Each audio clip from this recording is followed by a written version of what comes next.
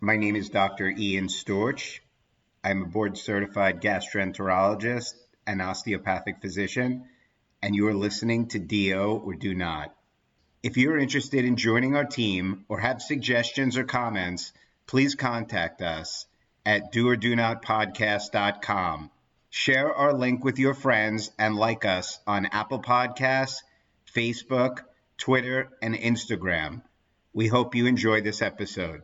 Today we present another M&M, or Myths and Misconceptions episode.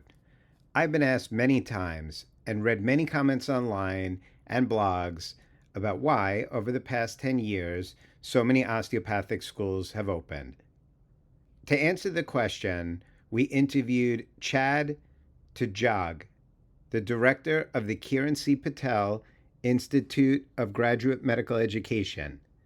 The Institute has not only supported Nova Southeastern, an osteopathic medical school, but opened a new osteopathic medical school in Orlando and opened a new MD school in the United States at Nova Southeastern.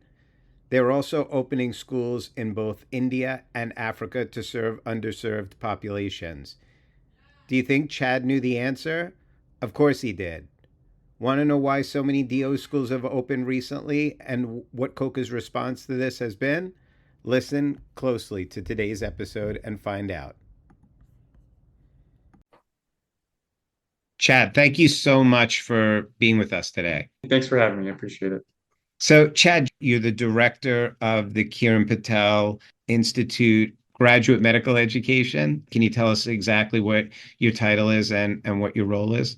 That's exactly right. As one of the executive directors for the Dr. Kiran C Patel Institute for Graduate Medical Education, my role there, which it's a 501c3 nonprofit, is take a step back. I work for Dr. Kiran Patel, who has this incredible mission to create access in kind of unprecedented ways. He's an interesting character that is just a pinpoint man, if I could describe it. So when he has an idea, he's all in on it. So his first idea is, hey, how do I create 1,000 graduating medical students annually? And so with his just incredible participation with the Nova Southeastern universities, there's now 2 namesake osteopathic programs in South Florida and an allopathic program with Nova Southeastern University, which, they're doing a tremendous job with those programs. And now with the nation's newest osteopathic medical school, Orlando College of Osteopathic Medicine, we're about at 800 there. And so if you include the medical schools that he has in Baroda, India, and Zambia, we definitely are far beyond that goal. But you fix one problem, anybody in the supply chain logistics field knows you just kind of create a new bottleneck. And our next bottleneck that we anticipate is the GME space, right? And so what people don't understand sometimes is that we are importing, depending on the year, 21 to 23% of our matched residents from IMG or FMGs, which is a really great thing. But the velocity in which we're seeing new medical schools come online, which are needed, right? You're going to have a deficit of greater than 120,000 physicians by 2030. We're not going to be able to sustain placement of all these folks in a residency kind of fashion. So Dr. Patel's next mission, or Dr. K as we call him, is to create 1,000 new residency positions as well. And so he's trying to hit the whole life cycle of a physician. So we even have charter school, elementary, middle, and high school as well here in the Tampa area. So the residency piece is a big part of what we do on a day-to-day basis. And we work with hospitals to find funding, not just HRSA funding, but state funding and all those other things to make sustainable programs. I think there are some unfair metrics on residency programs and some fair ones about the sustainability of them, but they do so many good things. And to me, as from a macroeconomic perspective, there's really no way to throttle a local economy than by adding 1 to 200 highly educated, underpaid, and that's my call out for the pay for residents, underpaid stakeholders in an environment. And they're really resident physicians, but the stakeholders, they grow there, they're there for 3 to 4 years, they contribute to the local economy, they create real impact from a commerce perspective, but then from a treatment perspective, at every level of the way that ACGME is structured, the tiering of residency delivery, at every level from surgery to primary care to dermatology, they really throttle those local environments. And so if you're looking at sort of residency program, just don't hear about the dollars and cents and think that it's not sustainable. There's so many ways to make it. And once it's there, it's sustainable good for decades. Amazing, Chad. Yeah, you're so part of the reason why I wanted to have you on to talk to us is just your fund of knowledge and obviously your expertise in this area is amazing. So really the question that I want to have you answer for us, and that's been brought up on the internet, and actually I've been asked about this on some interviews and I don't have an answer, is why have there been the creation of so many osteopathic medical schools over, say, the past 10 years, and why there not been MD schools that open specifically? So can you talk a little bit about that? So I think just from a just very basic kind of rudimentary perspective, it is really hard to put up an allopathic medical school, but it's not really hard to see that we need more physicians. So in historical times, osteopathic physicians had a bias, whether right or wrong, there's a difference. The 2020 combined match, it really kind of gave credence to the fact that, hey, everyone's working with good intent and everyone's producing really high quality physicians. And sometimes patients don't care about how much doctors know until they know how much a doctor cares. And so I think the outcome is you want caring physicians, and that comes from both trains and really any walk of life, any profession. The most caring person is usually probably going to give you the best treatment. So the 2020 match, people saw that 3 years in advance. They have a 99.5% job placement rate after graduation, which is the highest of any occupation that our dean, Dr. Robert Hasty, can find these days. So if there's a better one, let us know.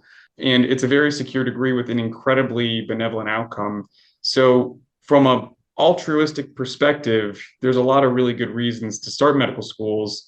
And as it relates to the hurdles that are for allopathic and osteopathic medical school creation, they're far less with the osteopathic medical school route than with the allopathic route. The Kiran Patel Foundation obviously has opened an osteopathic school. What do you have to do to open up an osteopathic school? Well, the hurdles are many and high. And so what I'd say is you have to have the right team, you have to have the right facilities, and you have to have the right financial wherewithal. You really have to know what you're getting yourself into. But at the deep root of it, all those things don't come together unless you have the right intent. So you'll see that as many medical schools that are here today that have arrived and are open and operating, there's many that have not made it to that finish line based on one of those factors.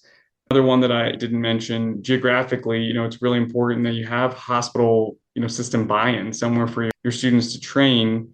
So to answer your question directly, aside from having the clinical faculty, the leadership and the governance and the money to do it, Coca, who is the accrediting body for osteopathic colleges and the programmatic accreditation of them, is setting some high hurdles to make sure that all the right intent enters into the profession.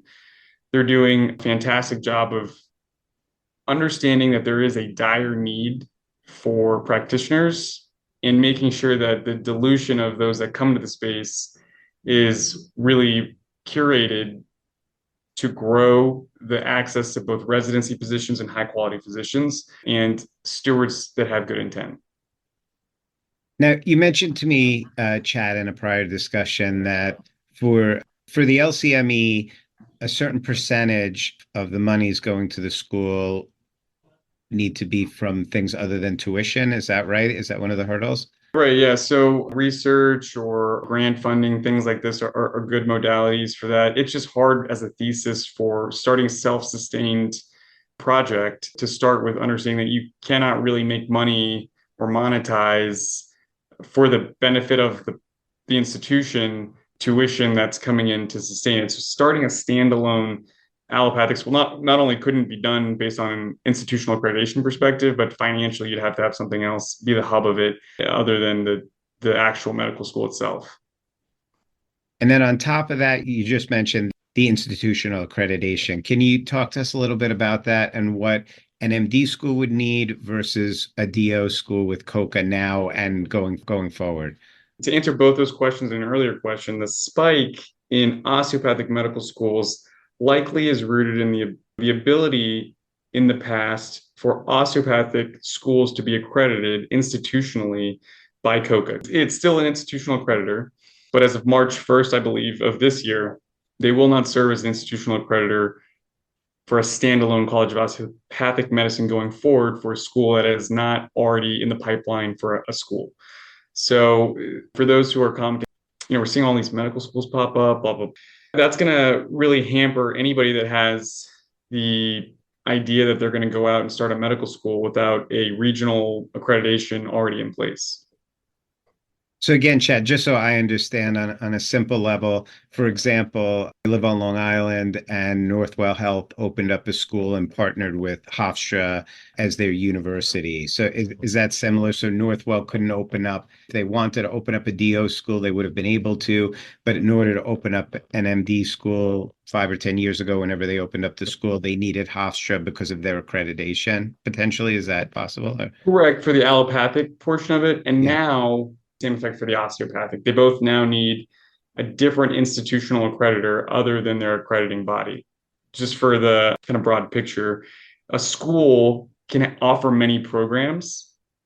That school itself has to be institutionally accredited, and some of the degree offerings have to additionally be programmatically accredited.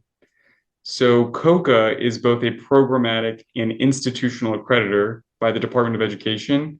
As of March 1st of this year, it's my belief they will no longer serve as an institutional accreditor. So you couldn't do a standalone medical school if you started today. Super interesting and obviously going to change the playing field a little bit and what the future looks like. Chad, you mentioned again during a previous discussion that we had that Coca is also going to require above and beyond, and I think you alluded to this, a creation of residency programs associated with their accreditation. Can you talk to us a little bit about that? That kind of goes back to our pipeline discussion. And so with all the osteopathic medical schools coming up, you hit all the check marks that they want, but then when you graduate your physicians, where do they go? And so Coca is really, I really think they're doing a great job of aligning themselves with the tailwinds of society while combating the headwinds of graduating physicians. And so in the past, before there was a combined match, osteopathic physicians had their own path to a residency. They had their own residencies that they could participate in. And now that they're combined, there's exposure to all the residency programs, but it's a more competitive landscape. It was competitive before, it's always going to be competitive. But they have a new requirement that says, whatever your approved class size is, let's say we're approved for 100, you have to have 30% approved PGY1 spots that this school helped create. And what that says to me is that says, hey, not only can you have the medical school that you're saying is going to do all these good things, but you can also have places for them to go when they graduate. It's basically predefining that any osteopathic medical school that opens up also has to create new residency positions. And I think it's possibly a little contentious now with those that are in process, but I think long term, it's going to be a much healthier environment for those that are coming out of school, and everyone's going to be very grateful that there's those new residency positions available. Chad, that's awesome. Explaining everything in such a simple way. I really appreciate it. I'm just going to switch gears. I'm going to ask you one last question, kind of off topic. So you are a medical practitioner and you are helping the Institute work on all of these schools, foreign schools, American MD school you have, an allopathic school, and a few osteopathic schools. As far as quality difference, what does Dr. Patel think? What do you think? What have you seen as a difference between the students?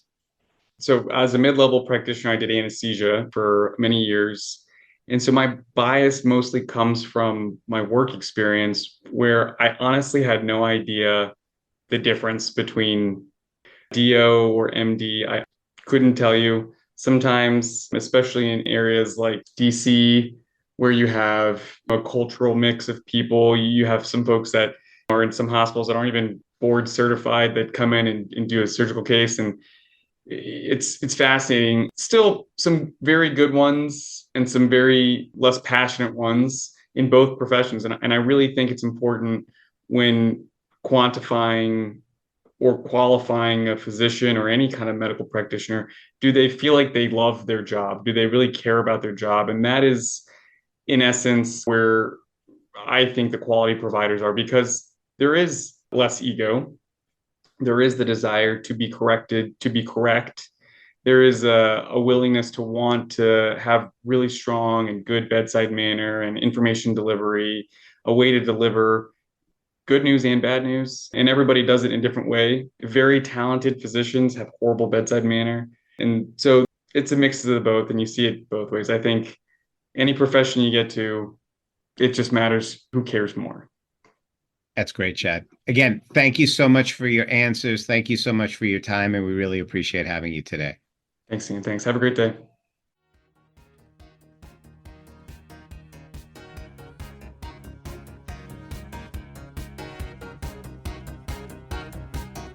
This concludes our episode of Do or Do Not. Send all inquiries, comments, suggestions, and even let us know if there's someone you want us to interview to doordonotpodcast@gmail.com. Don't forget to like us on Facebook at Do or Do Not Podcast for updates. If you enjoyed our podcast, please share it with your classmates and administration. We have plenty of more interviews lined up, and we're excited to share them with you. This is Tianyu Shea. Thank you guys so much for listening to Do or Do Not.